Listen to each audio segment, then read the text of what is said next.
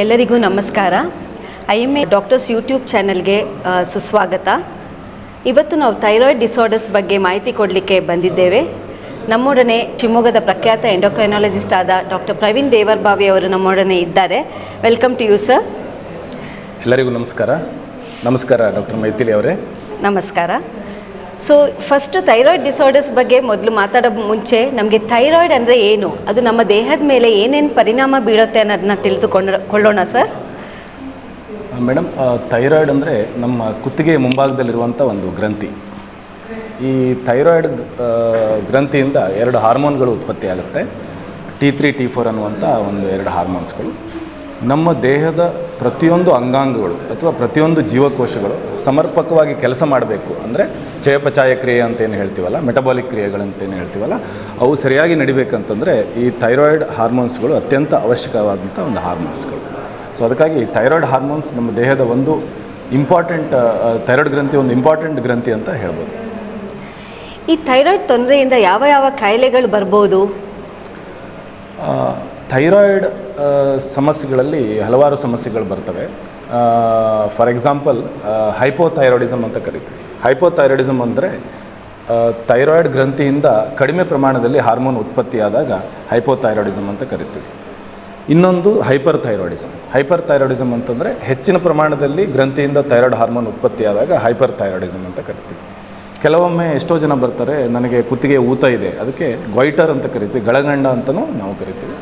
ಗಳಗಂಡ ಅತ್ಯಂತ ದೊಡ್ಡದಾದಾಗ ನಮ್ಮ ಗಂಟಲಿನಲ್ಲಿ ಅನ್ನನಾಳ ಅಥವಾ ಶ್ವಾಸಕೋಶದ ನಾಳ ಮೇಲೆ ಒತ್ತಡ ಕೂಡ ಕೊಡ್ಬೋದು.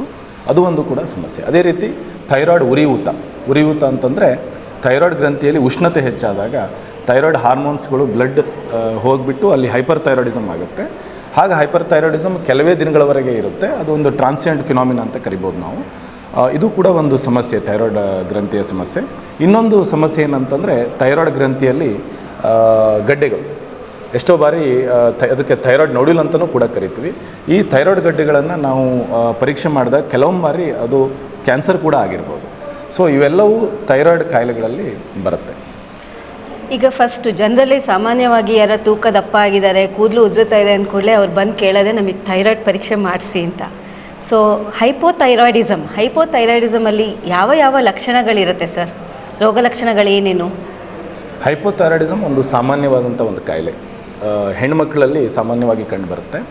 ಆ್ಯಂಡ್ ಹೈಪೋಥೈರಾಯ್ಡಿಸಮ್ ಅದಕ್ಕೆ ನಿರ್ದಿಷ್ಟವಾದಂಥ ಒಂದು ಗುಣಲಕ್ಷಣಗಳೇನಿಲ್ಲ. ಎಷ್ಟೋ ಬಾರಿ ನಾವು ಹೈಪೋಥೈರಾಯ್ಡಿಸಮನ್ನು ಈ ಜನರಲ್ ಹೆಲ್ತ್ ಚೆಕಪ್ ಮಾಡಿದಾಗ ಗೊತ್ತಾಗುತ್ತೆ. ಅದೇ ರೀತಿ ಯಾವುದೋ ಒಂದು ಕಾರಣಕ್ಕಾಗಿ ಈಗ ಆಪ್ರೇಷನ್ ಮಾಡಿಸ್ತಾ ಇರ್ತಾರೆ, ಆ ಟೈಮ್ನಲ್ಲಿ ಥೈರಾಯ್ಡ್ ಟೆಸ್ಟ್ ಮಾಡಿದಾಗ ಥೈರಾಯ್ಡ್ ಇದೆ ಅಂತ ಗೊತ್ತಾಗುತ್ತೆ. ಸೊ ನಿರ್ದಿಷ್ಟವಾದ ಗುಣಲಕ್ಷಣಗಳು ಇಲ್ಲದೇ ಇದ್ದರೂ ಕೂಡ ಕೆಲವೊಂದು ಲಕ್ಷಣಗಳು ಥೈರಾಯ್ಡ್ ಇರ್ಬೋದು ಅಂತ ಹೇಳ್ಬೋದು. ಎಕ್ಸಾಂಪಲ್ ನೀವು ಹೇಳಿದಾಗೆ ಹೆಚ್ಚಾಗಿ ಕೂದಲು ಉದುರೋದು, ತೂಕ ಹೆಚ್ಚಾಗೋದು, ಅಂದರೆ ಹಸಿವು ಕಡಿಮೆ ಇರುತ್ತೆ ಆದರೂ ಕೂಡ ತೂಕ ಹೆಚ್ಚಾಗ್ತಾ ಇರುತ್ತೆ. ಅದೇ ರೀತಿ ಚರ್ಮ ಒಣಗುಟ್ಟೋದು, ಅದೇ ರೀತಿ ಮಲಬದ್ಧತೆ ಕೂಡ ಆಗ್ಬೋದು. ಅದೇ ರೀತಿ ಹೆಣ್ಮಕ್ಳಲ್ಲಿ ಋತುಚಕ್ರದಲ್ಲಿ ಏರುಪೇರು ಕೂಡ ಆಗುತ್ತೆ. ಎಷ್ಟೋ ಬಾರಿ ಹೆಣ್ಮಕ್ಳು ಅಥವಾ ಎಷ್ಟೋ ಜನ ಖಿನ್ನತೆಗೊಳಗಾಡುತ್ತಾರೆ. ಖಿನ್ನತೆಗೊಳಗಾದಾಗ ಸೈಕ್ಯಾಟ್ರಿಸ್ಟ್ ಹೋಗಿ ಅವರು ಕನ್ಸಲ್ಟ್ ಮಾಡಿದಾಗ ಸೈಕ್ಯಾಟ್ರಿಸ್ಟ್ ಹೇಳ್ತಾರೆ, ಖಿನ್ನತೆಗೆ ಥೈರಾಯ್ಡ್ ಕೂಡ ಒಂದು ಕಾರಣವಾಗಿರೋದ್ರಿಂದ ಥೈರಾಯ್ಡನ್ನು ರೂಲ್ಔಟ್ ಮಾಡಲೇಬೇಕು. ಥೈರಾಯ್ಡ್ ಟ್ರೀಟ್ಮೆಂಟ್ ಕೊಟ್ಟರೆ ಖಿನ್ನತೆ ಕೂಡ ಗುಣ ಆಗ್ಬೋದು. ಒಮ್ಮೊಮ್ಮೆ ಏನಾಗ್ತದೆ, ಈ ಮುಖ ಬಾವು ಮತ್ತು ಕಾಲು ಬಾವು ಕೂಡ ಬಂದು ಸ್ನಾಯು ಸೆಳೆತ ಕೂಡ ಆಗ್ಬೋದು. ಸೊ ಸಾಮಾನ್ಯವಾಗಿ ನಾವು ಕಾಣೋದಂದರೆ ಅತಿಯಾದ ದಣಿವು, ಸುಸ್ತು ಇಂಥವೆಲ್ಲ ಕಂಡು ಬಂದರೂ ಕೂಡ ಥೈರಾಯ್ಡ್ ಪರೀಕ್ಷೆ ಮಾಡೋದು ಸೂಕ್ತ. ಅದೇ ರೀತಿ ಮಕ್ಕಳಲ್ಲೂ ಕೂಡ ಸಮ್ಟೈಮ್ಸ್ ಏನಾಗುತ್ತೆ, ಪಿಡಿಯಾಟ್ರಿಷನ್ಸ್ಗಳ ಹತ್ರ ಹೋದಾಗ ಮಕ್ಕಳಲ್ಲಿ ಬೆಳವಣಿಗೆ ಕುಂಠಿತವಾಗಿದೆ ಅಂತ ಹೇಳಿದಾಗೂ ಕೂಡ ಥೈರಾಯ್ಡ್ ಚೆಕ್ ಮಾಡಿ ನೋಡ್ತಾರೆ. ಅದು ಕೂಡ ಒಂದು ಇಂಪಾರ್ಟೆಂಟ್ ಕಾರಣವಾಗಿರುತ್ತೆ. ಸೊ ಥೈರಾಯ್ಡ್ ಇದೆ ಅಂತ ಹೇಗೆ ಕಂಡುಹಿಡಿಯೋದು? ಯಾವ ಪರೀಕ್ಷೆಯನ್ನು ಮಾಡಬೇಕಾಗತ್ತೆ? ಹೌದು, ಥೈರಾಯ್ಡನ್ನು ಒಂದು ಸಿಂಪಲ್ ಆದ ಟೆಸ್ಟ್ ಇದೆ. ಅದಕ್ಕೆ T3 T4 ಆ್ಯಂಡ್ TSH ಅನ್ನುವಂಥ ಥೈರಾಯ್ಡ್ ಟೆಸ್ಟ್ ಇದೆ. ಅದು ರಕ್ತದ ಪರೀಕ್ಷೆ ಮೂಲಕ ಗೊತ್ತಾಗುತ್ತೆ. ಯಾವುದೇ ವೈದ್ಯರನ್ನು ಸಂಪರ್ಕಿಸಿದಾಗ ಥೈರಾಯ್ಡ್ ಪರೀಕ್ಷೆಯನ್ನು ಮಾಡಿ ಇದು ಹೈಪೋಥೈರಾಯ್ಡಿಸಮ್ ಇದೆಯೋ ಇಲ್ವೋ ಅನ್ನೋದನ್ನು ಕಂಡುಹಿಡಿಬೋದು. ಹಿಂದಿನ ಕಾಲದಲ್ಲಿ ನಾವು ಥೈರಾಯ್ಡ್ ಪರೀಕ್ಷೆ ಮಾಡೋದು ತುಂಬ ಕಷ್ಟ ಆಗಿತ್ತು. ಆವಾಗೆಲ್ಲ ನಾವು ಬ್ಲಡ್ ಸ್ಯಾಂಪಲ್ಸ್ಗಳನ್ನು ದೂರದ ಬಾಂಬೆ ಅಥವಾ ಬೆಂಗಳೂರಿಗೆ ಕಳಿಸಿ ಟೆಸ್ಟ್ ಮಾಡಬೇಕಾಗಿತ್ತು. ಈಗ ಪ್ರತಿ ಊರಿನಲ್ಲಿ ಈ ಥೈರಾಯ್ಡ್ ಪರೀಕ್ಷೆಯ ಸೌಲಭ್ಯ ಇರೋದ್ರಿಂದ ಅದನ್ನು ಸುಲಭವಾಗಿ ಕಂಡುಹಿಡಿಬೋದು. ಈ ಥೈರಾಯ್ಡ್ ಪರೀಕ್ಷೆನ ಏನಾದರೂ ಖಾಲಿ ಹೊಟ್ಟೆಲೇ ಕೊಡಬೇಕನ್ನೋದೇನಾದ್ರು ಇದೆಯಾ ಸರ್? ಖಾಲಿ ಅಂದರೆ ಒಂದು ಸ್ಕ್ರೀನಿಂಗ್ ಅಂತ ಏನು ಮಾಡ್ತೀವಲ್ಲ ನಾವು, ಥೈರಾಯ್ಡ್ ಇದೆಯೋ ಇಲ್ಲೋ ಅನ್ನೋದನ್ನ ಕಂಡುಹಿಡಿತೀವಲ್ಲ, ಅದಕ್ಕೆ ಖಾಲಿ ಹೊಟ್ಟೆಲೇ ನಾವು ಥೈರಾಯ್ಡ್ ಪರೀಕ್ಷೆ ಏನು ಮಾಡಬೇಕಂತೇನಿಲ್ಲ. ಬಟ್ ಎಷ್ಟೋ ಬಾರಿ ನಾವೇನು ಹೇಳ್ತೀವಿ ಅಂದರೆ ಈ ಥೈರಾಯ್ಡ್ ಮಾತ್ರೆಗಳನ್ನು ತೊಗೊಳ್ತಿರೋರು ಅವರು ಆ ದಿನ ಮಾತ್ರೆ ತಗೊಳ್ಳೋಕ್ಕಿಂತ ಮೊದಲು ಖಾಲಿ ಹೊಟ್ಟೆಯೊಳಗೆ ಮಾಡಿದ್ರೆ ಒಂದು ಸ್ಟ್ಯಾಂಡರ್ಡೈಸೇಷನ್ ಇರುತ್ತೆ ಅನ್ನೋದರಿಂದ ಒಂದು 8 ರಿಂದ 9 ತಾಸು ಖಾಲಿ ಹೊಟ್ಟೆಯಲ್ಲಿ ಮಾಡೋದ್ರಿಂದ ಒಂದು ಸ್ಟ್ಯಾಂಡರ್ಡೈಸೇಷನ್ ಇರುತ್ತೆ ಅಂತ ಹೇಳಿ ನಾವು ಥೈರಾಯ್ಡ್ ಟೆಸ್ಟನ್ನು ಖಾಲಿ ಹೊಟ್ಟೆಯಲ್ಲಿ ಮಾಡಿಸಿ ಅಂತ ಹೇಳ್ತೀವಿ. ಅದರಲ್ಲಿ ಭಾಳ ಏನು ಡಿಫ್ರೆನ್ಸ್ ಏನು ಆಗೋದಿಲ್ಲ ಟೆಸ್ಟಲ್ಲಿ. ಈಗ ಎಲ್ಲರದು ಈಗ ಥೈರಾಯ್ಡ್ ವ್ಯಾಲ್ಯೂ ಒಂದು ಮಿತಿ 5.5 ಅಂತ ಹೇಳ್ತೀವಿ ನಾವು. ಅದರಿಂದ ಜಾಸ್ತಿ ಇದ್ದರೆ ಎಲ್ಲರಿಗೂ ಶುರು ಮಾಡಬೇಕಾ ಅಥವಾ ಕೆಲವರಿಗೆ ನಾವು ಅವರ ಸಿಂಪ್ಟಮ್ಸ್ ನೋಡ್ಕೊಂಡು ಕಾಯ್ಬೋದಾ, ಹೇಗೆ ಸಬ್ ಕ್ಲಿನಿಕಲ್ ಹೈಪೋಥೈರಾಯ್ಡಿಸಮ್ ಅನ್ನೋದ್ರ ಬಗ್ಗೆನೂ ಒಂದು ಮಾಹಿತಿ ಕೊಟ್ಬಿಡಿ. ಹೌದು, ನಿಮಗೆ ಗೊತ್ತಿರೋ ಹಾಗೆ ನೋಡಿ, ಥೈರಾಯ್ಡ್ ಒಂದು ಸಾಮಾನ್ಯವಾದಂಥ ಕಾಯಿಲೆ. ಒಂದು ಅಂದಾಜಿನ ಪ್ರಕಾರ ಸುಮಾರು ನಮ್ಮ ದೇಶದಲ್ಲಿ 42 ಮಿಲಿಯನ್ ಜನರಿಗೆ ಥೈರಾಯ್ಡ್ ಕಾಯಿಲೆ ಇದೆ ಅಂತ ಹೇಳ್ತೀವಿ ನಾವು. ಸೊ ಅದರಲ್ಲಿ ಮುಖ್ಯ ಅಂದರೆ ಹೆಚ್ಚಿನ ಜನರಿಗೆ ಯಾವುದಿರುತ್ತೆ ಅಂತಂದರೆ ಈ ಲಘು ಥೈರಾಯ್ಡ್ ವೈಫಲ್ಯ ಅಂತ ಏನು ಕರಿತೀವಲ್ಲ, ಸಬ್ ಕ್ಲಿನಿಕಲ್ ಹೈಪೋಥೈರಾಯ್ಡಿಸಮ್. ನೀವು ಹೇಳಿದಾಗೆ ಈ TSH ಬಾರ್ಡರ್ ಲೈನಲ್ಲಿ ಬಂದಿರುತ್ತೆ, ಅಂದರೆ 10 ಒಳಗೆ 5 ಮೇಲೆ ಹಿಂಗೆ ಬಂದಾಗ ನಮಗೆ ಡೌಟ್ ಬರುತ್ತೆ ಇದಕ್ಕೆ ಟ್ರೀಟ್ಮೆಂಟ್ ಮಾಡಬೇಕೋ ಬೇಡ ಅನ್ನೋದನ್ನು. ಸೊ ಆವಾಗ ನಾವು ವೈದ್ಯರನ್ನು ಸಂಪರ್ಕಿಸಿದಾಗ ಕೆಲವೊಂದು ಲಕ್ಷಣಗಳು, ಥೈರಾಯ್ಡ್ ಸಮಸ್ಯೆ ಲಕ್ಷಣಗಳು ಇದ್ದರಷ್ಟೇ ನಾವು ಟ್ರೀಟ್ಮೆಂಟ್ ಮಾಡ್ತೀವಿ, ಇಲ್ಲಾಂದರೆ ಕೆಲವೊಮ್ಮೆ ವೇಟ್ ಮಾಡ್ತೀವಿ ಕೂಡ, ಒಂದು 3 ರಿಂದ 6 ತಿಂಗಳು ಅದನ್ನು ರಿಪೀಟ್ ಮಾಡ್ತೀವಿ. ಬಟ್ ಕೆಲವೊಂದು ಸಂದರ್ಭದಲ್ಲಿ ಅದನ್ನು ಟ್ರೀಟ್ಮೆಂಟ್ ಮಾಡಲೇಬೇಕಾಗುತ್ತೆ. ಫಾರ್ ಎಕ್ಸಾಂಪಲ್ ಏನಂತಂದರೆ, ಹೆಣ್ಮಕ್ಳು ಬಂಜೆತನದಿಂದ ಸಫರಿಂಗ್ ಆಗ್ತಾ ಇರಬೇಕಾದ್ರೆ ನಾವು ಥೈರಾಯ್ಡ್ ಟ್ರೀಟ್ಮೆಂಟು, ಇವನ್ ಸಬ್ ಕ್ಲಿನಿಕಲ್ ಹೈಪೋಥೈರಾಯ್ಡಿಸಮ್ ಕೂಡ ಟ್ರೀಟ್ಮೆಂಟ್ ಮಾಡ್ತೀವಿ. ಎಷ್ಟೋ ಬಾರಿ ನಾವು ಪ್ರೆಗ್ನೆನ್ಸಿಯಲ್ಲಿ ಗರ್ಭಧಾರಣೆ ಮಾಡಿರ್ತಾರೆ, ಆವಾಗ ಅವರಿಗೆ ಟಾರ್ಗೆಟ್ ಬೇರೆಯೇ ಇರೋದ್ರಿಂದ ಸಬ್ ಕ್ಲಿನಿಕಲ್ ಹೈಪೋಥೈರಾಯ್ಡಿಸಮನ್ನು ನಾವು ಟ್ರೀಟ್ಮೆಂಟ್ ಮಾಡ್ತೀವಿ. ಹೆಚ್ಚಿನ ಪಕ್ಷ ನಾವು ಟ್ರೀಟ್ಮೆಂಟ್ ಮೊದಲ ಬಾರಿ ಕೊಡೋದಿಲ್ಲ, ನಾವು ಅಬ್ಸರ್ವೇಷನ್ ಮಾಡ್ತೀವಿ ಒಂದು 3 ರಿಂದ 6 ತಿಂಗಳು. ಅಲ್ಲಿಂದನೂ ಹೆಚ್ಚು ಅದೇ ರೀತಿ ಇತ್ತು ಅಂತಂದರೆ ಟ್ರೀಟ್ಮೆಂಟ್ ಮಾಡೋ ಅವಶ್ಯಕತೆ ಇರುತ್ತೆ. ಎಷ್ಟೋ ಸಲ ತಾಯಂದ್ರಿಗೆ ಥೈರಾಯ್ಡ್ ಇರುತ್ತೆ, ಸೊ ನನಗೂ ಬರುತ್ತಾ ಅನ್ನೋದು ಅವ್ರಿಗೆ ಡೌಟ್ ಇರುತ್ತೆ. ಸೊ ಅದ್ರ ಬಗ್ಗೆ ಏನು ಹೇಳ್ತೀರಾ ಸರ್? ಎಷ್ಟೋ ಜನ ಅಂದರೆ ಈಗ ತಾಯಂದರು ಬಂದು ಮೊದಲನೇ ಕಾಲದೇನು ಕೇಳೋದೇನೆಂದರೆ, ನನ್ನ ಮಗಳಿಗೂ ಥೈರಾಯ್ಡ್ ಸಮಸ್ಯೆ ಬಂದುಬಿಡ್ಬೋದು, ಡಾಕ್ಟರ್ ಏನು ಮಾಡ್ಬೋದು, ಅವಳಿಗೂ ಸ್ಕ್ರೀನ್ ಮಾಡಬೇಕು ಅಂತ ಕೇಳ್ತಾರೆ. ನೋಡಿ, ಈ ಥೈರಾಯ್ಡ್ ಕಾಯಿಲೆ ಆನುವಂಶಿಕವಾಗಿ ಬರೋದಿಲ್ಲ, ಹೈಪೋಥೈರಾಯ್ಡಿಸಮ್. ಸೊ ಅದು ಯಾಕೆ ಅಂತ ಹೇಳಿದೆ ಅಂದರೆ, ಈ ಥೈರಾಯ್ಡಿಗೆ ಮುಖ್ಯ ಕಾರಣ ಅಂದರೆ ಆಟೋಇಮ್ಯೂನ್ ಕಾಯಿಲೆ ಅಂತ ಹೇಳ್ತೀವಿ ನಾವು. ಆಟೋಇಮ್ಯೂನ್ ಕಾಯಿಲೆ ಅಂದರೆ ನಮ್ಮ ದೇಹದಲ್ಲಿ ಆ್ಯಂಟಿಬಾಡೀಸ್ ಇರ್ತವೆ, ಅವು ನಮ್ಮ ಥೈರಾಯ್ಡ್ ವಿರುದ್ಧವಾಗಿ ಕೆಲಸ ಮಾಡಿಬಿಟ್ಟು ಹಾರ್ಮೋನ್ ಪ್ರೊಡಕ್ಷನನ್ನು ಕಡಿಮೆ ಮಾಡಿರುತ್ತೆ. ಸೊ ಈ ಹೈಪೋಥೈರಾಯ್ಡಿಸಮ್ಗೆ ನಮ್ಮಲ್ಲಿ ಈ ಏರಿಯಾದಲ್ಲಿ ಮುಖ್ಯವಾದ ಕಾರಣ ಅಂದರೆ ಆಟೋಇಮ್ಯೂನ್ ಕಾಯಿಲೆ. ಆಟೋಇಮ್ಯೂನ್ ಕಾಯಿಲೆ ನಮ್ಮ ಕುಟುಂಬದಲ್ಲಿ ಹಲವು ಸದಸ್ಯರಲ್ಲಿ ಇರ್ಬೋದು, ಅದೇ ರೀತಿ ಅದು ಆನುವಂಶಿಕವಾಗಿ ನಮ್ಮಿಂದ ನಮ್ಮ ಮಕ್ಕಳಿಗೆ ಟ್ರಾನ್ಸ್ಮಿಟ್ ಆಗುವಂಥ ಚಾನ್ಸಸ್ ಇಲ್ಲ. ಸೊ ಇದು ಆನುವಂಶಿಕವಾಗಿರೋದಿಲ್ಲ, ಬಟ್ ಒಂದೇ ಕುಟುಂಬದಲ್ಲಿ ಹಲವು ಮಕ್ಕಳಲ್ಲಿ ಅಥವಾ ಹಲವು ತಂದೆಗೆ ಬಂದರೆ, ತಾಯಿಗೆ ಬಂದರೆ ಮಕ್ಕಳಲ್ಲಿ ಅಥವಾ ಅಕ್ಕ ತಂಗಿಯರಲ್ಲಿ ಇರೋ ಸಾಧ್ಯತೆಗಳು ಇದ್ದಾವೆ. ಈಗ ಹೆಂಗಸರಿಗೆ ಥೈರಾಯ್ಡ್ ಬಂದ ಕೂಡಲೇ ಅವ್ರದ್ದು ಮೇನ್ ಇದು ಬಂಜೆತನಕ್ಕೆ ಏನಾದ್ರು ಪ್ರೆಗ್ನೆನ್ಸಿ ಆಗಲಿಕ್ಕೆ ಪ್ರಾಬ್ಲಮ್ ಆಗುತ್ತಾ ಅನ್ನೋದಿರುತ್ತೆ. ಸೊ ಅದ್ರ ಬಗ್ಗೆ ಏನು ಹೇಳ್ತೀರಾ ಸರ್? ನೋಡಿ, ಹೈಪೋಥೈರಾಯ್ಡಿಸಮ್ ಬಂಜೆತನಕ್ಕೆ ಒಂದು ಮುಖ್ಯ ಕಾರಣ ಕೂಡ ಹೌದು. ಆ್ಯಕ್ಚುಲಿ ಹೈಪೋಥೈರಾಯ್ಡಿಸಮ್ ಮೊದಲ ಬಾರಿ ಯಾರೇ ಬಂಜೆತನದಿಂದ ಈಗ ಇನ್ಫರ್ಟಿಲಿಟಿ ಸ್ಪೆಷಲಿಸ್ಟ್ ಹತ್ರ ಹೋದರೆ ಮೊದಲು ಟೆಸ್ಟ್ ಮಾಡೋದೇ ಥೈರಾಯ್ಡ್ ಟೆಸ್ಟ್. ಥೈರಾಯ್ಡನ್ನು ಟ್ರೀಟ್ಮೆಂಟ್ ಮಾಡಿದರೆ ಬಂಜೆತನ ನಿವಾರಣೆ ಆಗೋ ಚಾನ್ಸಸ್ ಭಾಳ ಇರುತ್ತೆ. ಸೊ ಇವನ್ ಕೂಡ ಸಬ್ ಕ್ಲಿನಿಕಲ್ ಹೈಪೋಥೈರಾಯ್ಡಿಸಮ್ ಕೂಡ ನಾವು ಟ್ರೀಟ್ಮೆಂಟ್ ಈ ಒಂದು ಸಂದರ್ಭದಲ್ಲಿ ಮಾಡ್ತೀವಿ. ಎರಡನೇದು ಏನಂತಂದರೆ, ಈ ಬಂಜೆತನ ಯಾರು ಸಮಸ್ಯೆ ಇರುತ್ತೋ ಅವರಿಗೆ ಥೈರಾಯ್ಡ್ ಕೊಟ್ಟ ಮೇಲೆ ಯಾವುದೇ ಸಮಸ್ಯೆ ಆಗೋದಿಲ್ಲ. ಪ್ರೆಗ್ನೆನ್ಸಿ ಆದರೂ ಕೂಡ ಅವರು ಆ ಥೈರಾಯ್ಡ್ ಮಾತ್ರೆಯನ್ನು ನಿಲ್ಲಿಸೋ ಹಾಗಿಲ್ಲ. ಸಂಪೂರ್ಣ ಪ್ರೆಗ್ನೆನ್ಸಿ ಮುಗಿಯೋ ತನಕ, ಅಂದರೆ ಗರ್ಭಧಾರಣೆ ಮುಗಿಯೋ ತನಕನೂ ಥೈರಾಯ್ಡ್ ಮಾತ್ರೆಯನ್ನು ಸೇವಿಸಲೇಬೇಕಾಗುತ್ತೆ. ಸೊ ಹೈಪೋಥೈರಾಯ್ಡಿಸಮ್ ಇದೆ ಅಂತ ಗೊತ್ತಾಗೋದು ಟ್ರೀಟ್ಮೆಂಟ್ ಹೆಂಗೆ ಹೋಗುತ್ತೆ ಸರ್? ಸೊ ನೋಡಿ, ಹೈಪೋಥೈರಾಯ್ಡಿಸಮ್ ಗೊತ್ತಾದಾಗ ನಮ್ಮ ತಜ್ಞ ವೈದ್ಯರನ್ನು ನೀವು ಸಂಪರ್ಕಿಸಬೇಕಾಗ್ತದೆ. ತಜ್ಞ ವೈದ್ಯರು ನಮ್ಮ ತೂಕದ ಅಳತೆ ಮೇಲೆ, ಅಂದರೆ ಎಷ್ಟು ಪ್ರಮಾಣ ಒಂದು ಮನುಷ್ಯನಿಗೆ ಬೇಕಾಗುತ್ತೆ ಅಂತನ್ನು ಅದನ್ನು ನಿರ್ಧರಿಸ್ತಾರೆ. ಅದನ್ನು ಅವರು ಆ ಡೋಸನ್ನು ಫಿಕ್ಸ್ ಮಾಡುತ್ತಾರೆ. ಅದು ಥೈರಾಕ್ಸಿನ್ ಅನ್ನುವಂಥ ಒಂದು ಸಿಂಪಲ್ ಹಾರ್ಮೋನ್ ಮಾತ್ರೆಗಳನ್ನು ಕೊಡ್ತೀವಿ ಅಷ್ಟೇ, ಅದರಿಂದ ಯಾವುದೇ ಸೈಡ್ ಎಫೆಕ್ಟ್ಸ್ಗಳಿರೋದಿಲ್ಲ. ಅದೇ ರೀತಿ ಈ ಮಾತ್ರೆಗಳನ್ನು ನಾವು ದಿನ ಬೆಳಿಗ್ಗೆ ಎದ್ದು ತಿಂಡಿಗಿಂತ 1 ತಾಸು ಮೊದಲು ತೊಗೋಬೇಕು, ಅಂದರೆ ಖಾಲಿ ಹೊಟ್ಟೆಯಲ್ಲಿ ತೊಗೋಬೇಕು ಅಂತ ಹೇಳ್ತೀವಿ. ಈ ಥೈರಾಯ್ಡ್ ಮಾತ್ರೆ ಒಂದು ಸಲ ಸ್ಟಾರ್ಟ್ ಮಾಡಿದರೆ ನಾವು 6 ವಾರವರೆಗೆ ಯೂಸ್ವಲಿ ಟೆಸ್ಟ್ಗಳನ್ನು ಮತ್ತೆ ಮಾಡೋದಿಲ್ಲ. ಯಾಕಂದರೆ ಇವತ್ತು ಮಾತ್ರೆ ಸ್ಟಾರ್ಟ್ ಮಾಡಿ ನಾಳೆ ಬೆಳಗ್ಗೆ ಥೈರಾಯ್ಡ್ ನಾರ್ಮಲ್ ಆಗಲ್ಲ.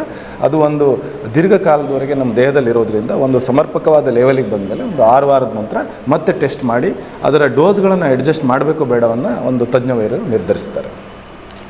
ಸೊ ಈ ಥೈರಾಯ್ಡ್ ಮಾತ್ರೆ ತಗೊಳ್ತಾನೇ ಇರಬೇಕಾ ಅನ್ನೋದು ಪ್ರಶ್ನೆ ಇರುತ್ತೆ. ದಿನ ತಗೊಳ್ತಾ ಇದ್ದೀವಿ, ಅದರಿಂದ ಸೈಡ್ ಎಫೆಕ್ಟ್ಸ್ ಆಗಲ್ವಾ ಅಂತ ಕೇಳ್ತಾರೆ. ಸೊ ಇದ್ರ ಬಗ್ಗೆ ಸರ್? ನೋಡಿ, ಥೈರಾಯ್ಡ್ ಒಮ್ಮೆ ಅಂದರೆ ಹೈಪೋಥೈರಾಯ್ಡಿಸಮ್ ಇನ್ ಪರ್ಟಿಕ್ಯುಲರ್ ಕೆಲವೊಂದು ಸಂದರ್ಭಗಳನ್ನು ಬಿಟ್ಟರೆ ಒಮ್ಮೆ ನಾವು ಥೈರಾಯ್ಡ್ ಮಾತ್ರೆಗಳನ್ನು ಶುರು ಮಾಡಿದರೆ ಅದನ್ನು ದೀರ್ಘಕಾಲದವರೆಗೆ ತೆಗೆದುಕೊಳ್ಬೇಕಾಗತ್ತೆ. ಎಷ್ಟೋ ಬಾರಿ ಏನು ಮಾಡ್ತೀವಿ, ಥೈರಾಯ್ಡ್ ಮಾತ್ರೆಗಳನ್ನು ತೊಗೊಳ್ತಾ ಇರುವಂಥ ಹೆಣ್ಮಕ್ಳು ಒಂದು ಸ್ವಲ್ಪ ದಿನ ತೊಗೊಂಡು ಬಿಟ್ಟು ಬಿಡ್ತಾರೆ. ವೈದ್ಯರ ಒಂದು ಕನ್ಸಲ್ಟೇಷನ್ ಇಲ್ಲದೆ ಬಿಡೋದರಿಂದ ಮತ್ತೆ ಹೈಪೋಥೈರಾಯ್ಡಿಸಮ್ ಗುಣಲಕ್ಷಣಗಳು ಬರ್ಬೋದು, ಸಮಸ್ಯೆಗಳು ಉಂಟಾಗ್ಬೋದು. ಸೊ ಅದರಿಂದ ಒಮ್ಮೆ ಸ್ಟಾರ್ಟ್ ಮಾಡಿದ್ರೆ ಅದನ್ನು ನಿಯಮಿತವಾಗಿ ಟೆಸ್ಟ್ ಮಾಡಿ ಥೈರಾಯ್ಡ್ ಒಂದು ಡೋಸ್ ಫಿಕ್ಸ್ ಮಾಡಿದ್ಮೇಲೆ ದೀರ್ಘಕಾಲದವರೆಗೆ ಈ ಮಾತ್ರೆಗಳನ್ನು ತೆಗೆದುಕೊಳ್ಬತ್ತೆ. ಕೆಲವೊಂದು ಸಂದರ್ಭದಲ್ಲಿ ಅದನ್ನು ಬಂದ್ ಮಾಡ್ತೀವಿ. ಫಾರ್ ಎಕ್ಸಾಂಪಲ್, ನಾವು ಈಗ ಪ್ರೆಗ್ನೆನ್ಸಿ ಒಳಗೆ ಸ್ಟಾರ್ಟ್ ಮಾಡಿರ್ತೀವಿ, ಎಷ್ಟೋ ಬಾರಿ ಥೈರಾಯ್ಡ್ ಸಮಸ್ಯೆ ಇದೆ ಅಂಥೇಳಿ, ಅವರಿಗೆ ಪ್ರೆಗ್ನೆನ್ಸಿ ಮುಗಿದ ಮೇಲೆ ಬಂದ್ ಮಾಡುವಂಥ ಸಾಧ್ಯತೆಗಳು ಭಾಳ. ಕೆಲವರಿಗೆ ಟ್ರಾನ್ಸಿಯೆಂಟ್ ಹೈಪೋಥೈರಾಯ್ಡಿಸಮ್ ಅಂತ ಕರಿತೀವಿ. ಅಂದರೆ ಹುಟ್ಟಿದ ಮಕ್ಕಳಲ್ಲಿ ಮೊದಲು 3 ವರ್ಷ ಕೊಡ್ತೀವಿ, ಸಣ್ಣ ಪ್ರಮಾಣದ ಡೋಸ್ ಇದ್ದರೆ 3 ವರ್ಷದ ನಂತರ ಬಂದ್ ಮಾಡೋ ಚಾನ್ಸಸ್ ಕೂಡ ಹೆಚ್ಚಿದೆ. ಸೊ ಅದರ್ವೈಸ್ ನಾವು ಇದನ್ನ ಥೈರಾಯ್ಡ್ ಮಾತ್ರೆಯನ್ನು ದೀರ್ಘಕಾಲದವರೆಗೆ ಕೊಡಲೇಬೇಕು. ಈ ಥೈರಾಯ್ಡ್ ಮಾತ್ರೆ ಎಷ್ಟೋ ಸಲ, ಕೆಲವು ಸಲ 1-2 ದಿನ ನಿಲ್ಲಿಸಿರ್ತಾರೆ ಥೈರಾಯ್ಡ್ ಮಾತ್ರೆನ. ನೆಕ್ಸ್ಟ್ ಡೇ ಅವರು ಥೈರಾಯ್ಡ್ ಪರೀಕ್ಷೆ ಮಾಡಿರ್ತಾರೆ. ಆವಾಗ ಅದು ನಾರ್ಮಲ್ ಬಂದಾಗ ಅವರು ನಾವು ಯಾಕೆ ಮತ್ತೆ ಕಂಟಿನ್ಯೂ ಮಾಡಬೇಕು ಅಂತ ಕೇಳ್ತಾರೆ. ಸೊ ಆ ಮಾತ್ರೆ ಎಫೆಕ್ಟ್ ಎಷ್ಟು ದಿನ ಇರುತ್ತೆ ಅನ್ನೋದನ್ನ ಸ್ವಲ್ಪ ಮಾಹಿತಿ ಕೊಡಿ. ನೋಡಿ, ನಾವು ಒಂದು ಸಲ ಥೈರಾಯ್ಡ್ ಮಾತ್ರೆಗಳು, ಥೈರಾಕ್ಸಿನ್ ಮಾತ್ರೆಗಳನ್ನು ತಗೊಂಡಾಗ ಅದು ನಮ್ಮ ದೇಹದಲ್ಲಿ ಅಂದರೆ ರಕ್ತದಲ್ಲಿ ದೀರ್ಘಕಾಲದವರೆಗೆ ಇರುತ್ತೆ. ಅಂದರೆ ಸುಮಾರು 7ರಿಂದ 8 ದಿವಸದವರೆಗೆ ಅದರದ್ದು ಬ್ಲಡ್ ಲೆವೆಲ್ ಮೇಂಟೈನ್ ಆಗ್ತಾ ಇರುತ್ತೆ. ಸೊ ಕೆಲವೊಮ್ಮೆ ನಾನು ನೋಡಿದ್ದೀನಿ, ಕೆಲವೊಮ್ಮೆ ಏನು ಮಾಡ್ತಾರೆ ಅಂತಂದರೆ ಈ ಥೈರಾಯ್ಡ್ ಮಾತ್ರೆ ತೊಗೊಳ್ತಿರ್ತಾರೆ, ಒಂದು 2-3 ದಿನ ಬಿಟ್ಟು ಬಂದುಬಿಟ್ಟು ಅಲ್ಲಿ ಟೆಸ್ಟ್ ತಾವೇ ಬಂದುಬಿಟ್ಟು, ನೋಡಿ ಡಾಕ್ಟ್ರೇ 3 ದಿನ ಥೈರಾಯ್ಡ್ ಮಾತ್ರೆಯನ್ನು ನಿಲ್ಲಿಸಿದ್ದೀನಿ, ನೋಡಿ ರಿಪೋರ್ಟ್ ನಾರ್ಮಲ್ ಆಗಿಬಿಟ್ಟಿದೆ, ಇನ್ನು ಥೈರಾಯ್ಡ್ ಮಾತ್ರೆಯನ್ನು ನಿಲ್ಲಿಸ್ಬೋದಾ ಅಂಥೇಳಿ. 2-3 ದಿನ ನಿಲ್ಲಿಸೋದ್ರಿಂದ ಥೈರಾಯ್ಡ್ ಪ್ರಮಾಣದಲ್ಲಿ, ದೇಹದ ಥೈರಾಯ್ಡ್ ಟೆಸ್ಟ್ಗಳಲ್ಲಿ ಯಾವುದೇ ರೀತಿ ಬದಲಾವಣೆ ಆಗೋದಿಲ್ಲ. ಸೊ ಯಾಕಂದರೆ ಅದು ದೀರ್ಘಕಾಲದವರೆಗೆ ಬ್ಲಡ್ನಲ್ಲಿರೋದ್ರಿಂದ ಸುಮಾರು 1 ತಿಂಗಳು 2 ತಿಂಗಳು ಥೈರಾಯ್ಡ್ ಮಾತ್ರೆಗಳನ್ನು ಬಿಟ್ಟಾಗ ಮಾತ್ರ ಅದು ಗೊತ್ತಾಗುತ್ತೆ. ಸೊ ಆದ್ದರಿಂದ 2-3 ದಿವಸದಿಂದ ಥೈರಾಯ್ಡ್ ಮಾತ್ರೆಗಳನ್ನು ಬಿಟ್ಟು ಟೆಸ್ಟ್ಗಳು ನಾರ್ಮಲ್ ಇದ್ದರೂ ಕೂಡ ಥೈರಾಯ್ಡ್ ಮಾತ್ರೆಯನ್ನು ಮುಂದುವರಿಸಲೇಬೇಕಾಗುತ್ತೆ. ಸೊ ಹೈಪೋಥೈರಾಯ್ಡಿಸಮ್ ಬಗ್ಗೆ ಈಗ ತಿಳ್ಕೊಂಡ್ವಿ. ಈಗ ನೆಕ್ಸ್ಟ್ ಹೈಪರ್ ಥೈರಾಯ್ಡಿಸಮ್ ಅಂದರೆ ಏನು ಅನ್ನೋದನ್ನ ತಿಳ್ಕೊಳ್ಳೋಣ ಸರ್. ನೋಡಿ, ಹೈಪರ್ ಥೈರಾಯ್ಡಿಸಮ್ ಅಂತಂದರೆ ಈ ಹೈಪೋಥೈರಾಯ್ಡಿಸಮ್ನ ತದ್ವಿರೋಧವಾದಂಥ ಒಂದು ರೋಗ ಲಕ್ಷಣಗಳಿರುತ್ತವೆ. ಹೈಪರ್ ಥೈರಾಯ್ಡಿಸಮ್ ಅಂತಂದರೆ ನಮ್ಮ ಥೈರಾಯ್ಡ್ ಗ್ರಂಥಿಯಿಂದ ಥೈರಾಯ್ಡ್ ಹಾರ್ಮೋನ್ ಹೆಚ್ಚಿನ ಪ್ರಮಾಣದಲ್ಲಿ ಉತ್ಪತ್ತಿಯಾದಾಗ ಉಂಟಾಗುವಂಥ ಒಂದು ಸಮಸ್ಯೆ. ಹೈಪರ್ ಥೈರಾಯ್ಡಿಸಮ್ ಬಂದಾಗ ಏನಾಗುತ್ತೆ, ಹೈಪೋಥೈರಾಯ್ಡಿಸಮ್ದಲ್ಲಿ ತೂಕ ಜಾಸ್ತಿ ಆದರೆ ಇಲ್ಲಿ ತೂಕ ಕಡಿಮೆ ಆಗುತ್ತೆ. ಅಂದರೆ ಹಸಿವು ಚೆನ್ನಾಗಿರುತ್ತೆ, ಆದರೂ ಕೂಡ ತೂಕ ಕಡಿಮೆ ಆಗುತ್ತೆ. ಎಷ್ಟೋ ಬಾರಿ ಅವ್ರು ಬರ್ತಾರೆ, ಅಂದರೆ ತೂಕ ಕಡಿಮೆ ಆಗೋದ್ರ ಜೊತೆಗೆ ಕೈ ನಡುಗ್ತಾ ಇರುತ್ತೆ, ಅವ್ರಿಗೂ ಎದೆ ಡವಡವ ಅಂತ ಹೇಳುತ್ತೆ. ಏನಾದರೂ ಆಹಾರ ತಿಂದುಕೊಳ್ಳೆ ಇಮಿಡಿಯೇಟ್ಲಿ ಅವರಿಗೆ ಟಾಯ್ಲೆಟಿಗೆ ಪದೇ ಪದೇ ಹೋಗ್ಬೇಕು ಅನಿಸೋದು, ಇಂಥ ಒಂದು ಅನೇಕ ಸಮಸ್ಯೆಗಳು ಇರುತ್ತೆ. ಎಷ್ಟೋ ಸಲ ಹೈಪರ್ ಥೈರಾಯ್ಡಿಸಮ್ ಇದ್ದವರು ಆತಂಕಗೊಳಗಾಗ್ತಾರೆ, ರೆಸ್ಟ್ಲೆಸ್ನೆಸ್ ಇರುತ್ತೆ. ಸೊ ಇವೆಲ್ಲವೂ ಹೈಪರ್ ಥೈರಾಯ್ಡಿಸಮ್ನ ಲಕ್ಷಣಗಳು. ಎಷ್ಟೋ ಬಾರಿ ಹೈಪರ್ ಥೈರಾಯ್ಡಿಸಮ್ನಲ್ಲೂ ಕೂಡ 2-3 ವಿಧ ಇರೋದ್ರಿಂದ ಈ ಗ್ರೇವ್ಸ್ ಕಾಯಿಲೆ ಅನ್ನುವಂಥ ಒಂದು ಹೈಪರ್ ಥೈರಾಯ್ಡಿಸಮ್ ಬಂದಾಗ ಕಣ್ಣುಗಳು ಊತ ಕೂಡ ಬರ್ಬೋದು, ಗಂಟ್ಲದಲ್ಲಿ ಊತ ಕೂಡ ಬರ್ಬೋದು, ಹೆಚ್ಚಾಗಿ ಬೆವರ್ಬೋದು ಅವರು. ಸೊ ಇವೆಲ್ಲ ಸಮಸ್ಯೆಗಳು ಹೈಪರ್ ಥೈರಾಯ್ಡಿಸಮ್ನ ಗುಣಲಕ್ಷಣಗಳು. ಹೈಪರ್ ಥೈರಾಯ್ಡಿಸಮ್ ಹೈಪೋಥೈರಾಯ್ಡಿಸಮ್ಗಿಂತ ಡೇಂಜರಸ್ ಕಾಯಿಲೆ. ಯಾಕಂದರೆ ಕೆಲವೊಮ್ಮೆ ಅದು ಹಾರ್ಟಿಗೂ ಸಮಸ್ಯೆಗಳನ್ನು ಕೊಡ್ಬೋದು, ಮೂಳೆಗಳನ್ನು ಕೂಡ ಸವೆತ ಮಾಡ್ಬೋದು. ಸೊ ಅದರಿಂದ ಹೈಪರ್ ಥೈರಾಯ್ಡಿಸಮ್ನ ಕಂಡುಹಿಡಿಯೋದು ಭಾಳ ಇಂಪಾರ್ಟೆಂಟ್. ಸೊ ಹೈಪರ್ ಥೈರಾಯ್ಡಿಸಮ್ ಕಂಡುಹಿಡಿಯೋದು ಹೇಗೆ, ಪತ್ತೆ ಹಚ್ಚೋದು ಹೇಗೆ? ನೋಡಿ, ಹೈಪರ್ ಥೈರಾಯ್ಡಿಸಮ್ ನಲ್ಲಿ 2 ವಿಧ ಇದ್ದಾವೆ. ಒಂದು ಥೈರಾಯ್ಡೈಟಿಸ್, ಉರಿಯೂತ ಅಂತ ಏನು ನಾನು ಹೇಳಿದೆ ಆವಾಗ, ಅದು ಕೂಡ ಹೈಪರ್ ಥೈರಾಯ್ಡಿಸಮ್. ಮತ್ತೊಂದು ಗ್ರೇವ್ಸ್ ಡಿಸೀಸ್ ಅನ್ನುವಂಥ ದೀರ್ಘಕಾಲದ ಹೈಪರ್ ಥೈರಾಯ್ಡಿಸಮ್ ಸಮಸ್ಯೆ, ಅದಕ್ಕೆ ಥೈರೋಟಾಕ್ಸಿಕೋಸಿಸ್ ಅಂತ ಕರಿತೀವಿ. ಸೊ ಈ ಸಮಸ್ಯೆ ಒಂದು ಆಟೋಇಮ್ಯೂನ್ ಕಾಯಿಲೆ. ಹೈಪೋಥೈರಾಯ್ಡಿಸಮ್ ಯಾವ ರೀತಿ ಆಟೋಇಮ್ಯೂನ್ ಕಾಯಿಲೆನೋ ಇದು ಕೂಡ ಒಂದು ಆಟೋಇಮ್ಯೂನ್ ಕಾಯಿಲೆ. ನಮ್ಮ ದೇಹದಲ್ಲಿ ಆ್ಯಂಟಿಬಾಡೀಸ್ಗಳು ಹೋಗಿ ನಮ್ಮ ಥೈರಾಯ್ಡ್ ಗ್ರಂಥಿಯಿಂದ ಹೆಚ್ಚಿನ ಪ್ರಮಾಣದಲ್ಲಿ ಥೈರಾಯ್ಡ್ ಹಾರ್ಮೋನ್ನ ಉತ್ಪತ್ತಿ ಮಾಡಿದಾಗ ಆಗುವಂಥ ಒಂದು ಸಮಸ್ಯೆ. ಸೊ ಈ ಗ್ರೇವ್ಸ್ ಕಾಯಿಲೆ ನಮ್ಮ ದೇಹದ 3 ಸಿಸ್ಟಮನ್ನು ಅಫೆಕ್ಟ್ ಮಾಡುತ್ತೆ. ಒಂದು ಥೈರಾಯ್ಡ್ ಗ್ರಂಥಿಯನ್ನು ಅಫೆಕ್ಟ್ ಮಾಡುತ್ತೆ, ಮತ್ತೊಂದು ಚರ್ಮ ಕೂಡ ಅಫೆಕ್ಟ್ ಆಗ್ಬೋದು, ಮೂರನೇದು ಕಣ್ಣುಗಳು. ಅದಕ್ಕೆ ಥೈರಾಯ್ಡ್ ಅಸೋಸಿಯೇಟೆಡ್ ಆರ್ಬೈಟೋಪತಿ ಅಂತ ಕೂಡ ಕರಿತೀವಿ. ಗುಣಲಕ್ಷಣಗಳಿಂದಲೇ ನಾವು ಈ ಈ ಹೈಪರ್ ಥೈರಾಯ್ಡಿಸಮ್ ಗ್ರೇವ್ಸ್ ಡಿಸೀಸನ್ನು ಕಂಡುಹಿಡಿಬೋದು. ಎರಡನೇದು ಬ್ಲಡ್ ಟೆಸ್ಟ್ನಲ್ಲಿ T3 T4 ಮಾಡಿದಾಗ ಹೆಚ್ಚು ಪ್ರಮಾಣದಲ್ಲಿ ಉತ್ಪತ್ತಿ ಆಗಿರೋದು ಗೊತ್ತಾಗುತ್ತೆ. TSH ಅನ್ನುವಂಥದ್ದು ಕಡಿಮೆ ಪ್ರಮಾಣದಲ್ಲಿ ಉತ್ಪತ್ತಿ ಆಗ್ತಾ ಇರುತ್ತೆ. ಸೊ ಅದೇ ರೀತಿ ಮತ್ತೊಂದು ಟೆಸ್ಟ್ ಏನಂದರೆ ಟೆಕ್ನಿಷಿಯಮ್ 99M ಥೈರಾಯ್ಡ್ ಆಪ್ಟಿಕ್ ಸ್ಕ್ಯಾನ್ ಅಂತ ಒಂದು ನ್ಯೂಕ್ಲಿಯರ್ ಮೆಡಿಸಿನ್ ಸ್ಕ್ಯಾನ್ ಕೂಡ ನಾವು ಮಾಡ್ತೀವಿ. ಆ ಸ್ಕ್ಯಾನಿಂದ ನಿಖರವಾಗಿ ಇದು ಉರಿಯೂತದ ಸಮಸ್ಯೆನೋ ಅಥವಾ ಗ್ರೇವ್ಸ್ ಕಾಯಿಲೆನೋ ಅಂತ ನಾವು ಕಂಡುಹಿಡಿಬೋದು. ಯಾಕಂದರೆ ಉರಿಯೂತದ ಸಮಸ್ಯೆಗೆ ಏನೂ ಟ್ರೀಟ್ಮೆಂಟ್ ಕೊಡಬೇಕಾಗಿಲ್ಲ, ಒಂದು 8ರಿಂದ 12 ವಾರದ ನಂತರ ಅದು ವಾಸಿಯಾಗಿ ಹೋಗುತ್ತೆ. ಅದೇ ಗ್ರೇವ್ಸ್ ಕಾಯಿಲೆಗೆ ಒಂದು ನಿಖರವಾದ ಟ್ರೀಟ್ಮೆಂಟ್ ಇದ್ದೇ ಇದೆ, ಅದನ್ನು ಕೊಡಲೇಬೇಕಾಗುತ್ತೆ. ಟ್ಯಾಬ್ಲೆಟ್ ಅಥವಾ ರೇಡಿಯಾಯ್ಡಿನ್ ಮೂಲಕ ಟ್ರೀಟ್ಮೆಂಟ್ ಕೊಡಲೇಬೇಕಾಗುತ್ತೆ. ಸೊ ಟ್ರೀಟ್ಮೆಂಟ್ ಹೈಪರ್ ಥೈರಾಯ್ಡಿಸಮ್ಗೆ ಮಾತ್ರೆನೂ ಇದೆ, ಐಡಿನ್ ಅಪ್ಟೆಕ್ ಸ್ಟಡಿ ಐಡಿನ್ ಥೆರಪಿನೂ ಇದೆ, ರೇಡಿಯೋ ಐಡಿನ್ ಥೆರಪಿನೂ. ಸೊ ರೇಡಿಯೋ ಐಡಿನ್ ಥೆರಪಿ ಬಗ್ಗೆ ಒಂದು ಸ್ವಲ್ಪ ಮಾಹಿತಿ ಕೊಡಿ ಸರ್. ನೋಡಿ, ರೇಡಿಯೋ ಐಡಿನ್ ಥೆರಪಿ ಅಂದರೆ ಈಗ ನಾವು ಥೈರಾಯ್ಡ್ ಹೈಪರ್ ಥೈರಾಯ್ಡಿಸಮ್ನಲ್ಲಿ 2 ಟ್ರೀಟ್ಮೆಂಟನ್ನು ಡಿವೈಡ್ ಮಾಡಿರ್ತೀವಿ. ಒಂದು ಮೆಡಿಕಲ್ ಟ್ರೀಟ್ಮೆಂಟ್ ಅಂತ, ಅಂದರೆ ಮಾತ್ರೆಗಳ ಮೂಲಕ ಥೈರಾಯ್ಡ್ ಗ್ರಂಥಿಯನ್ನು ಹತೋಟಿಯಲ್ಲಿಡೋದು. ಇನ್ನೊಂದು ಪರ್ಮನೆಂಟ್ ಟ್ರೀಟ್ಮೆಂಟ್ ಅಂದರೆ ಈ ಹೈಪರ್ ಥೈರಾಯ್ಡಿಸಮ್ನನ್ನು ಕಂಪ್ಲೀಟಾಗಿ ವಾಸಿ ಮಾಡುವಂಥದ್ದು. ಸೊ ಆ ಪರ್ಮನೆಂಟ್ ಟ್ರೀಟ್ಮೆಂಟ್ಗಳಲ್ಲಿ ಒಂದು ರೇಡಿಯೋ ಐಡಿನ್ ಥೆರಪಿ, ಇನ್ನೊಂದು ಥೈರಾಯ್ಡ್ ಸರ್ಜರಿ ಅಂದರೆ ಟೋಟಲ್ ಥೈರಾಯ್ಡಕ್ಟಮಿ ಅಂತ ಏನು ಕರಿತೀವಿ. ಈ ರೇಡಿಯೋ ಐಡಿನ್ ಥೆರಪಿ ಇದು ಹೊಸದಾಗಿ ಲಾಸ್ಟ್ ಕೆಲವು ಡಿಕೆಟ್ಸ್ಗಳಿಂದ ಬಂದಿರುವಂಥ ಒಂದು ಟ್ರೀಟ್ಮೆಂಟ್. ಇದರಲ್ಲಿ ಆಪರೇಷನ್ ಮಾಡೋ ಅವಶ್ಯಕತೆ ಇರುವುದಿಲ್ಲ. ಒಂದು ರೇಡಿಯೋ ಐಡಿನನ್ನು ನಾವು ನುಂಗಬೇಕು, ಅದು ಥೈರಾಯ್ಡ್ ಗ್ರಂಥಿಯಲ್ಲಿ ಹೋಗಿ ಶೇಖರಣೆಯಾಗಿ ಥೈರಾಯ್ಡ್ ಗ್ರಂಥಿಯನ್ನು ನಿಷ್ಕ್ರಿಯಗೊಳಿಸುತ್ತೆ. ಆಮೇಲೆ ಇದನ್ನು ಹೈಪೋಥೈರಾಯ್ಡಿಸಮ್ ಆಗಿ ಬದಲಾವಣೆ ಮಾಡುತ್ತೆ. ಹೈಪೋಥೈರಾಯ್ಡಿಸಮ್ನ ಟ್ರೀಟ್ಮೆಂಟ್ ಮಾಡೋದು ತುಂಬ ಸುಲಭ. ಥೈರಾಕ್ಸಿನ್ ಮಾತ್ರೆಗಳನ್ನು ತೊಗೊಂಬಿಟ್ರೆ ಆಯಿತು.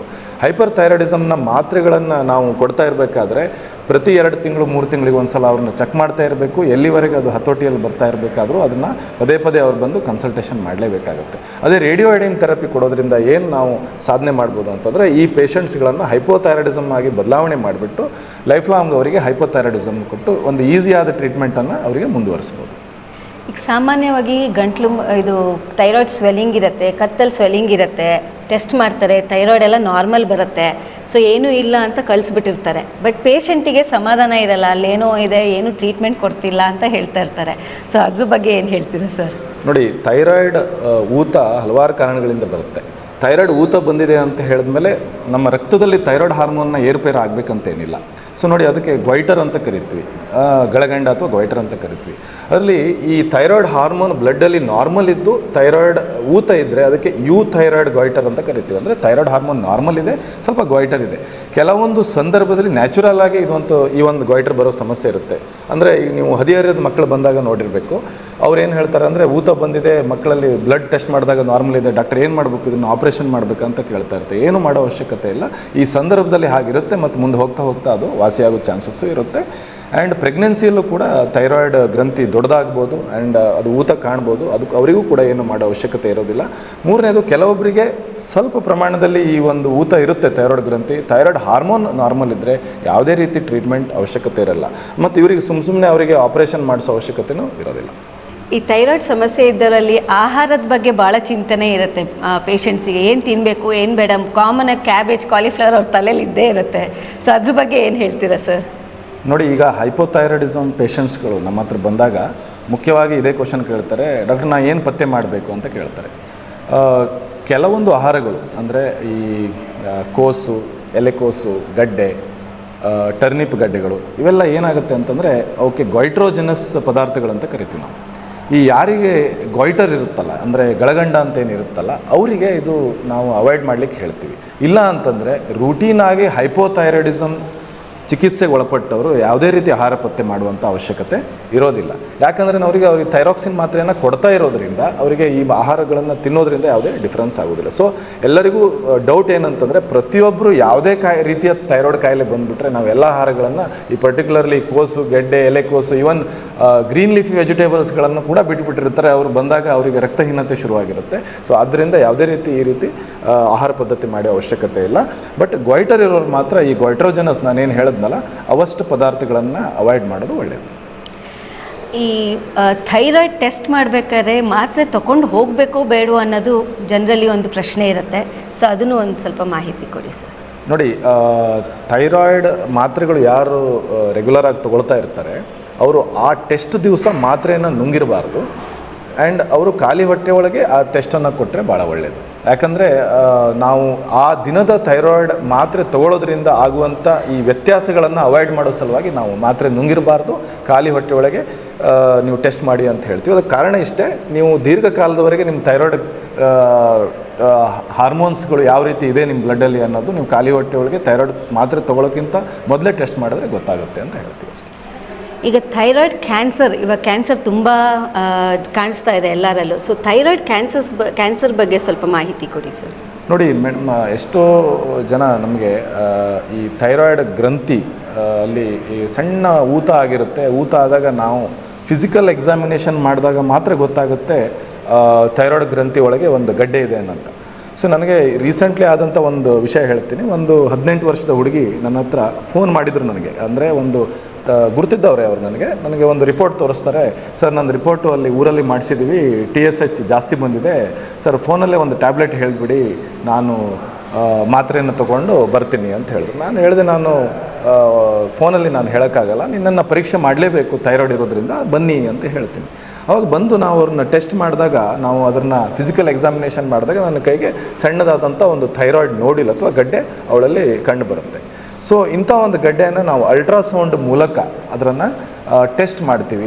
ಅದರಲ್ಲಿ ಗುಣಲಕ್ಷಣಗಳೇನು ಈ ಗಡ್ಡೆಗಳದ್ದು, ಅದೇನಾದರೂ ಕ್ಯಾನ್ಸರ್ ರೀತಿ ಗುಣಲಕ್ಷಣಗಳು ಕಾಣಿಸ್ತಾ ಇದ್ದಾವೆ ಅಂತ ಟೆಸ್ಟ್ ಮಾಡ್ತೀವಿ. ಆ ರೀತಿ ಏನಾದರೂ ಕಂಡು ಬಂದರೆ ಅದಕ್ಕೆ ಸೂಜಿಯನ್ನು ಚುಚ್ಚಿಬಿಟ್ಟು ಅದನ್ನು FNAC fine needle aspiration test ಅಂತ ಹೇಳಿ ಮೈಕ್ರೋಸ್ಕೋಪಲ್ಲಿಟ್ಟು ಕ್ಯಾನ್ಸರ್ ಲಕ್ಷಣಗಳೇನು ಇದೆ ಅಂತ ಟೆಸ್ಟ್ ಮಾಡಿ ನಾವು ಚೆಕ್ ಮಾಡ್ತೀವಿ.